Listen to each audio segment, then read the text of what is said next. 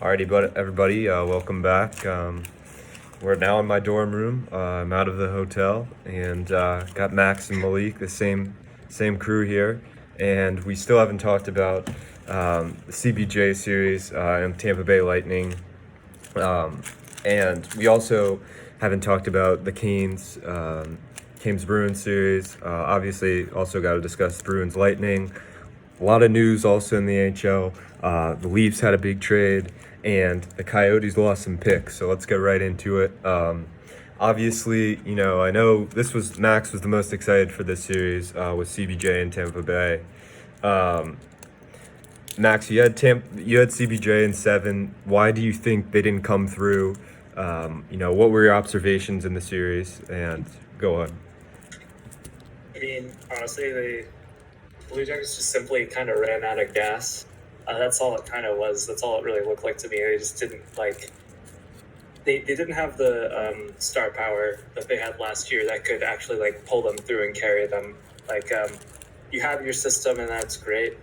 It's really great. It's why they beat Toronto, right? Mm-hmm. But when you're worn down that much, especially after that 5 OT game, man,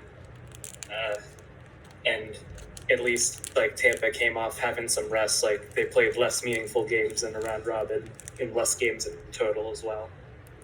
It wasn't after losing a 5 OT game. It kind of felt like a recipe for disaster after that. Yeah. In game 2, I was really impressed with how they bounced back and won that. Yeah. It made me believe they still had it, but they just didn't have the juice after that. And when you run out of juice and you don't have players like Panarin and Duchesne and Bobrovsky that's running on all cylinders, there's not really much you can do when a team that should be dominating like Tampa Bay is actually playing up to its potential. Yeah. In my opinion, and I know Malika, I want to hear what you think about this. I think that Columbus on their roster has a lot of complementary pieces like Bjorkstrand. I mean, honestly, Dubois could be the best player on the team, but he's great to have as a complementary piece. He's a great, third, second best player on a team. You also, you have Nyquist, Atkinson, Foligno, but when you don't have those two stars, it's really hard to. It's just really hard to beat that good of a team in Tampa Bay with that good of a blue line and that good goaltending. So the interesting thing here is, if you're Columbus, I don't really know where you go in the upcoming years, because it's last year you had Panarin and Duchesne, and usually we'd say, oh, well, Columbus, they should add a forward and then maybe they'll, but they had Panarin and Duchesne last year and they lost in the second round. So what would you say, Malik, in terms of roster retooling for the Blue Jackets? I mean, what do you do moving forward? Well, I would have said they had some cap space, but a lot of that's going to get used up by Dubois. Yeah. He's up after this playoffs. So really, I mean, they have a lot of just middle six forwards making $2-3 million. Mm-hmm. And I think hopefully, given this season and the playoffs, they have some value. Mm-hmm. And, maybe they could potentially move some of those pieces out. They can really go either way here. Their team isn't particularly old either. They have some pieces to develop around. Yeah. So they want to go for a quick retool. They can do that. And if they want to, try and bulk up the roster a little bit, they can as well. I think they can really go either way. And I mean, the way they play, they can always at least be competitive. I think a big part of the season this year was injuries. And if it weren't for those injuries, they could have been a legit playoff contender the whole way through. Mm-hmm. Yeah, so, they might not be as far away as we might think, but, they also have the ability to go into a bit of a retool if they want to as well. Yeah. Max, what would you say? Also, yeah, go ahead. What would you say? We've discussed this before, but ideally when you're a team and you have a stockpile of a surplus of assets in one kind of part of the team, whether you have a surplus of decent forwards, a surplus of decent D, or surplus of decent goalies, and you can't keep them all. The idea is that you stack up on those assets and move them out either via trades or letting them go to keep up cap space because you can't sign them. Ideally, when you have a surplus of these middle six forwards, it can be good complementary pieces elsewhere. You might want to package them to either get picks or maybe even add up to like a bigger piece. So you, like Malik said, you have a lot of good middle six talent, and you might want to look to utilize that on the market to bolster where else your team needs to address issues. Yeah, to be honest, I think this team isn't really ready, for a cup run. I think it's a really tough situation, and it's going to be a tough job for the general manager. Moving on to the Lightning, so in the off season they acquire, they get Barclay Goodrow, they get Maroon. They try to add kind of some physicality to this roster. Some tough guys. Did you see that tough guy play? What did you see different in the play from Tampa? And do you think they have cup-winning potential, Malik? Yeah, I mean, I think this Tampa team definitely looks different from last year. They have that sense of urgency. They had a little bit of grit.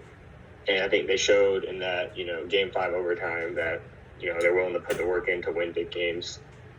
And, I think that can go a long way for them because they've always had the talent and the pieces to do so.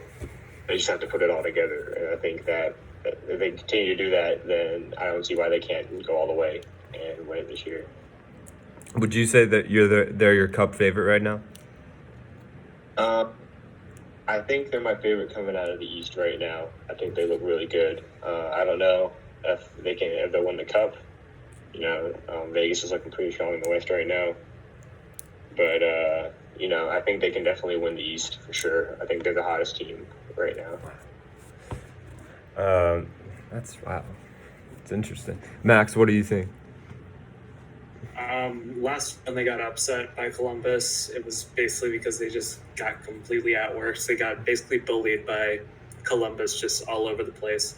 And adding that same paper like Goudreau and Maroon, address that need that they had, right? And they showed throughout that series that they weren't gonna get pushed around like last year, and they weren't gonna take it lying down like they did last year. And honestly, by the end of the series, they were the ones bullying Columbus around. Yeah. So it just looks like a way more complete team than what we saw last year. And even last year, with how stacked they are, they had that historic season, right? This is the aspect of that game, that team plan that just wasn't there last year, and it's been addressed. So they really, really look like a wagon right now. Yeah, I think they for me, what I'm seeing different from Tampa this year is, one, they're getting production and points out of their defensemen. Their defense played really bad in that series against CBJ last year. And not only that, but Vazzy didn't play well either. And still, even if you look at it, Kucherov, how much is he producing that much? Kucherov is, I don't think he's producing that much. It's more Point, who, by the way, is an underrated player. Sorry, I know I say that all the time. Clutch 2 overtime goals that series. Big time. And they have so much depth. And they're like you said, Malik, last year, their fourth line could be a first line for some teams. It's just incredible. But going into this series, we look at Boston strongly took down the Hurricanes. Obviously they don't have Tuukka Rask, which is a big loss, and we've seen so far in the series that's really hurt them. But Malik, when you look at the matchups here, who do you think has the advantage? Who do you like coming out of it? I think Halak's a fine goaltender. I think he's pretty solid. It's hard to say whether he can really withstand Tampa's attack. Saying that as he's getting lit up with 6. Yeah, and let in 2 softies game. Fairly given the recent events that are going on Exactly. right Yeah. now. But Cough, cough. Is he still in? I'm just gonna check. Who's their backup behind him? I don't know. No idea. I don't even know. but Tuukka Rask resurrected him. I think Tampa, if they can keep playing the way they are, certainly if they get comfortable, I think they're in for a rude awakening. Boston's not going to go away, I don't think. Mm-hmm.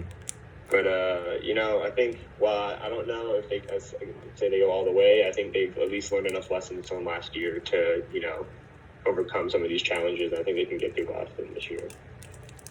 Max, your thoughts? Right now, we were recording this before we started recording, like the last part before game one. Yep. Had happened.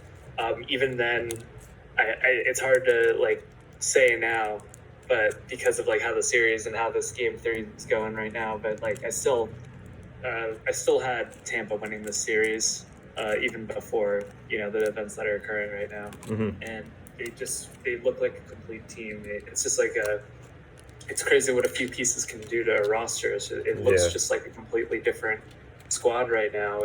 They're playing like they were expected to.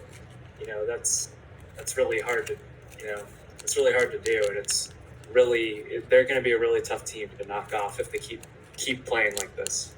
Yeah, I feel like their one question would be like behind the bench and John Cooper. But I think he realizes that this playoffs has his job on the line, more or less.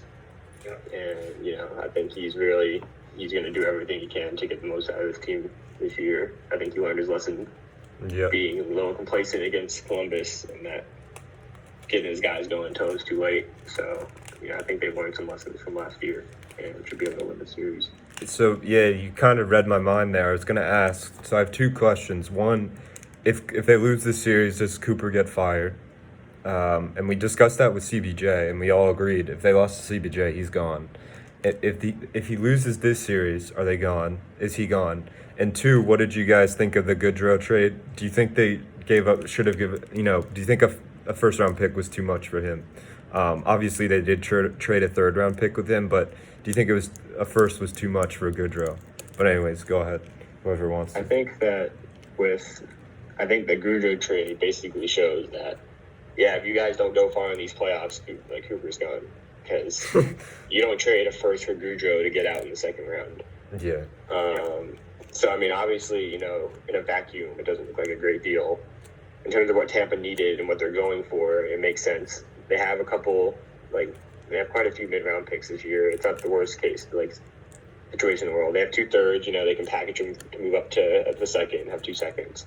Yeah. So it is a deep draft. They can find some people in the second round. I don't think it's the worst thing in the world, but if they go out in the second round, it's gonna sting that much more, and I think that just puts Cooper's job that much more on the line. Mm-hmm. What do you think, Max? I don't really have much to add to that. Yeah. I really don't. I completely agree with Felipe's things. So moving on to the Tampa Bay Lightning's opponent. Unfortunately, we do have to talk about the team that lost, Carolina Hurricanes. Obviously, my alma mater. As both me and Malik were basically convinced Boston was going to win. I think Max was Boston, the Canes were going to win. And I think Max was pretty set on it that the Canes were going to win. And we were all wrong. Conference finals. Yep. So, there's that. We were all swing and a miss on that. So, game 1, I'll do the huge series rundown on this. So, game 1, I was really angry because game 1, Brind'Amour doesn't play Vatanen or Justin Williams. And when you don't play Vatanen, you have your defensemen are Shea, Slavin, Dougie Hamilton. Pesci's injured, so he didn't play. Fleury, Van Riemsdyk. That basically leaves you with 4 defensive liabilities. And Van Riemsdyk's an okay defenseman. Hamilton is not a good defenseman. Obviously, he produces points, but he's not a good defensive defenseman. And Edmondson isn't that great of a defensive defenseman either. overrated, in fact, in terms of Would his. you call Vatanen a good defensive defenseman? I would. I thought he was known more for his offense. I I'm a would. little ignorant. He's great on the power. Like, that's why you acquire him, is because he's so good on the power play, and they acquired him so that they could pair him with Dougie on the power play. But I think Vatanen's significantly better than having Edmondson or Van Riemsdyk in. And like when you don't play Williams, like it's just like we played Morgan Geekie instead, who's like this young rookie.